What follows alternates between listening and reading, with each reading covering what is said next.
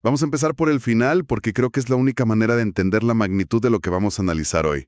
El resultado es Charros de Jalisco, campeones de la Serie del Caribe 2026. Pero a ver, el marcador de 12-11 en extra innings, pues la verdad no le hace nada de justicia a uno de los partidos más, no sé, absurdos y dramáticos en la historia del torneo. Y es que el contexto de esa final ya era algo, bueno, completamente fuera de lo común. Tuvimos un enfrentamiento inédito. Dos equipos del mismo país, de México, disputándose el título. Por un lado, Charros, que era México Rojo, y por el otro, Tomateros de Culiacán, como México Verde. Eso de entrada, pues, ya rompe con toda la tradición del torneo, ¿no? Totalmente. Y no solo es inédito, o sea, crea una dinámica rarísima para la afición. El estadio en Guadalajara, que debería ser un territorio unificado, de pronto estaba dividido. ¿Apoyas al equipo de tu ciudad o al otro que también representa a tu país? Por eso hoy vamos a desmenuzar no solo el resultado, sino la increíble montaña rusa que fue este partido. Como una ventaja de 8 carreras casi se convierte en una tragedia, la remontada histórica y, bueno, el final. Un final absolutamente anticlimático y surrealista que le dio a México su 10º título después de una década de sequía.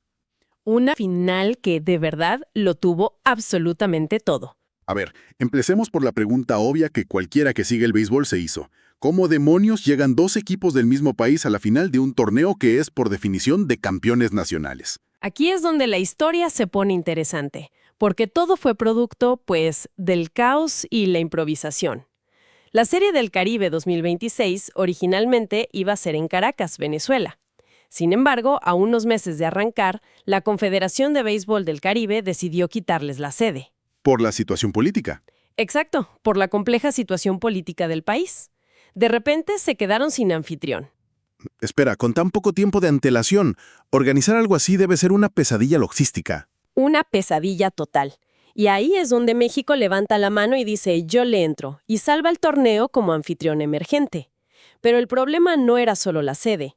Al reestructurar todo a mes y medio de empezar, algunos equipos invitados tuvieron que bajarse.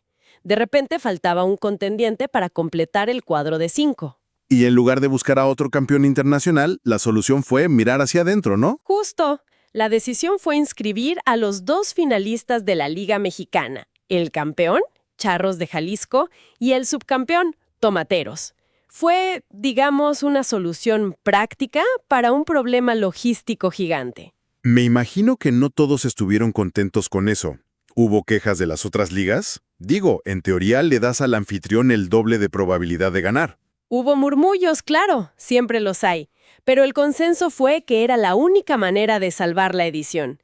Además, no era la primera vez. Ya había un precedente del 2008, cuando dos equipos dominicanos jugaron la final en su propio país. Así que, aunque era raro, pues no era algo totalmente sin precedentes. Y este escenario preparó el terreno para una final con una carga emocional muy, muy particular. Una final que, al principio, parecía que de emocional no iba a tener nada. Durante las primeras 4 entradas esto no era un partido, era una demolición. Charros salió con una ofensiva brutal y construyó una ventaja que se sentía insuperable. 9-1. Fue una disección clínica, la verdad. En la segunda entrada ya iban ganando 3-0. Un sencillo de Connor Hollis trajo la primera y luego Michael Weylansky pegó otro que impulsó 2 más. Tomateros apenas pudo responder con una carrerita en la tercera. Y la reacción de Jalisco fue inmediata. Inmediata y más fuerte. Un rally de 4 anotaciones para poner la pizarra 7-1. Y con un 9-1 en el marcador después de 4 innings, me imagino que hasta los propios jugadores de Charros ya se sentían con el trofeo en las manos. Y ese, muchas veces, es el primer error. La relajación. Sin duda. Y el golpe que parecía el definitivo llegó en la cuarta entrada. Bly Madris conecta un cuadrangular de 2 carreras, su tercero del torneo, para poner ese 9-1 en la pizarra. Y para que nos demos una idea, el último jugador de México en conectar 3 jonrones en una serie del Caribe había sido Celos Wheeler en 2014. O sea, la ofensiva estaba en un nivel histórico. El Estadio Panamericano debía ser una fiesta absoluta. Más de 11.700 aficionados celebrando lo que parecía un título inevitable. Me imagino a miles de personas en su casa apagando la tele o cambiando de canal. Graso error. porque se perdieron el inicio de una de las rebeliones más espectaculares que hemos visto. Y aquí es donde el partido se transforma.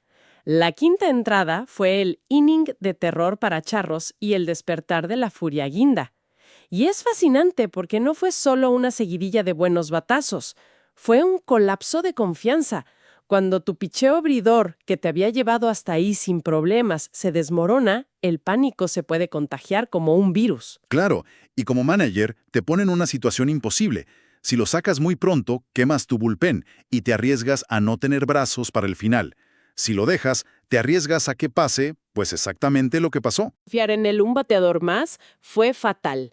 Tomateros desató un rally de 6 carreras. Ali Solís empezó todo. Allen Córdoba siguió con un doble que produjo 2 y luego vinieron batazos de Yadir Drake, Víctor Mendoza, Luis Verdugo. De repente lo que era un paseo militar se convirtió en un juego de 9-7. El momento anímico cambió de bando de una forma brutal. El estadio debió pasar de la euforia al silencio sepulcral en cuestión de minutos, y el drama no paró ahí. En la séptima entrada, el que se estaba convirtiendo en el héroe de Culiacán, Víctor El Chule Mendoza, conecta un jonrón solitario, 9-8, el juego a una sola carrera. La tensión era máxima.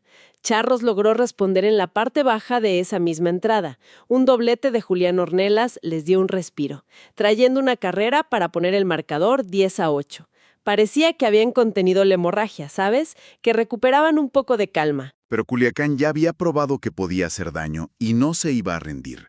Y así llegamos a la novena. Última oportunidad para Tomateros. Jalisco manda a su cerrador Trevor Clifton a la loma para sacar los últimos 3 outs, el escenario clásico de campeonato. Pero es que la presión lo cambia todo. Clifton golpea al primer bateador que enfrenta, a Yadir Drake. De inmediato, tienes la potencial carrera del empate en la caja de bateo. Y entonces, aparece él de nuevo, el hombre de la noche para Culiacán, Víctor Mendoza.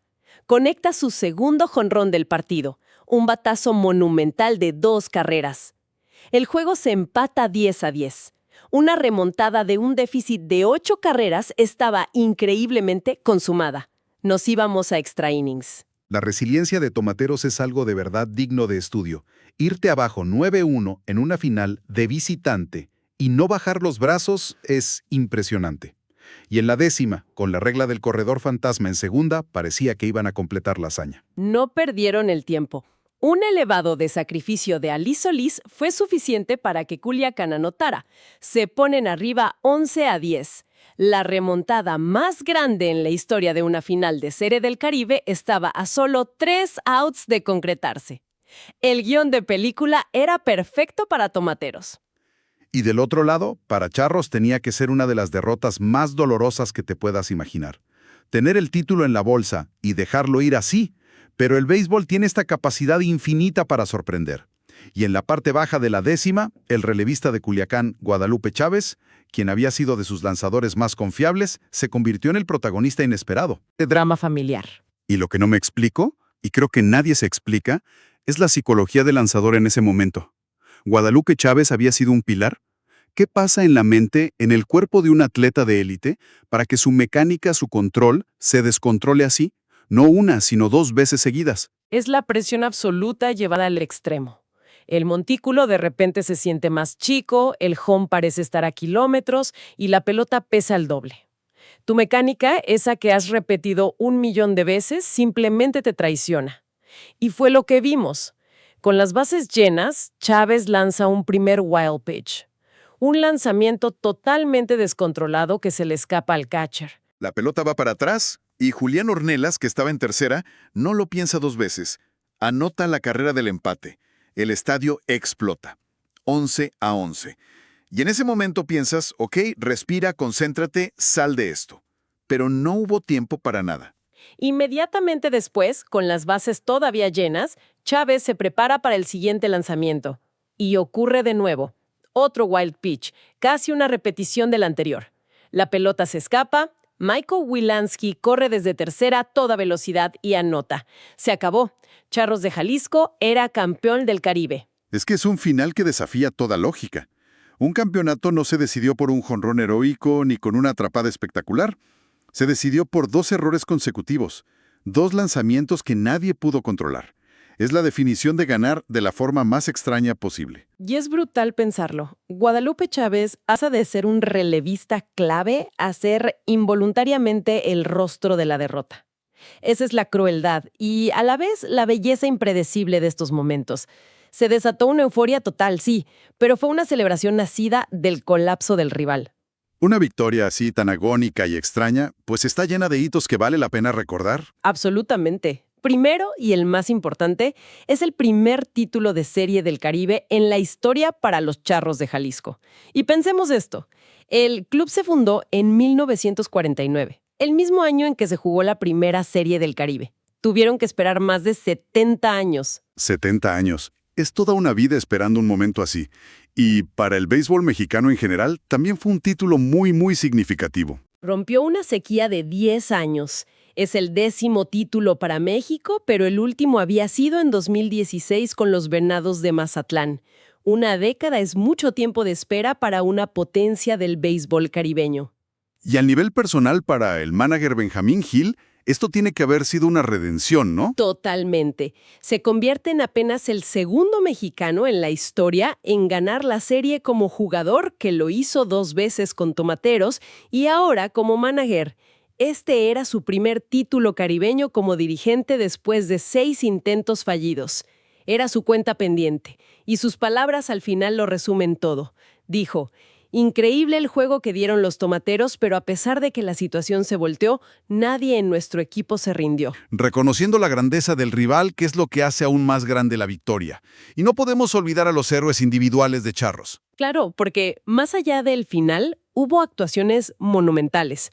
Michael Wilansky, el hombre que anotó la carrera del Gane, fue nombrado el jugador más valioso. Y no solo por esa carrera, empató el récord de más imparables para un mexicano en una Serie del Caribe, con 13. Y en esa final, Connor Hollis también fue clave con 4 hits y 3 impulsadas. Fueron los motores de esa ofensiva inicial que parecía definitiva. Entonces, si tratamos de darle sentido a todo esto, tenemos una final entre compatriotas por una carambola del destino, una ventaja que parecía sellar el juego, una remontada histórica y un final definido por 2 errores inexplicables. Son todos los ingredientes de un clásico instantáneo. Lo que es fascinante aquí es cómo este partido encapsula la esencia más pura y a veces cruel del béisbol. Un juego nunca, pero nunca termina hasta que se registra el último out. Y demuestra cómo la presión en los momentos cruciales puede quebrar al atleta más preparado. El juego pasó de ser una exhibición de poder a una batalla puramente mental. Y al final, la mente de un lanzador falló en el peor momento posible. Este partido me dejó pensando en algo. Fue un recordatorio brutal de que en el deporte, la gloria y la desolación a menudo no se deciden por la fuerza o la estrategia más brillante, sino por unos pocos centímetros en un lanzamiento que escapa del control. Por un solo error humano bajo la máxima presión. La pregunta que queda en el aire es, ¿qué otros momentos en el deporte recuerdan una definición tan inesperada, tan dependiente de una sola falla en el momento cumbre?